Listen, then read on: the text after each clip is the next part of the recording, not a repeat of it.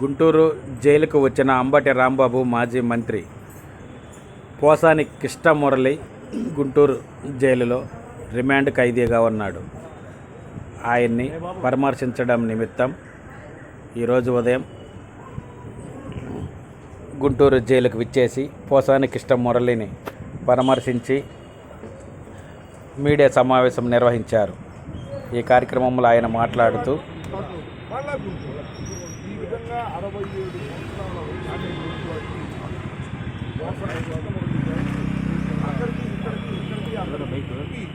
వేధించాలి అనేటువంటి కార్యక్రమాన్ని వాళ్ళ మళ్ళీ పెట్టుకొని లోకేష్ గారి నాయకత్వంలో మీ ద్వారా రాష్ట్ర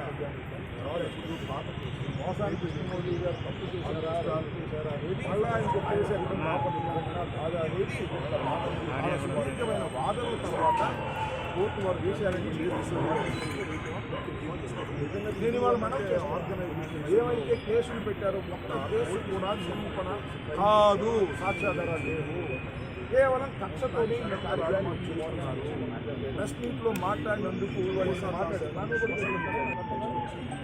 కేసు పెట్టేసి లోపల వేసేసి భయపెట్టాలనేటువంటి ప్రయత్నం ఈ తెలుగుదేశం లోకేష్ నాయకులు అదేదో ఎర్రబుక్క రాజ్యాంగం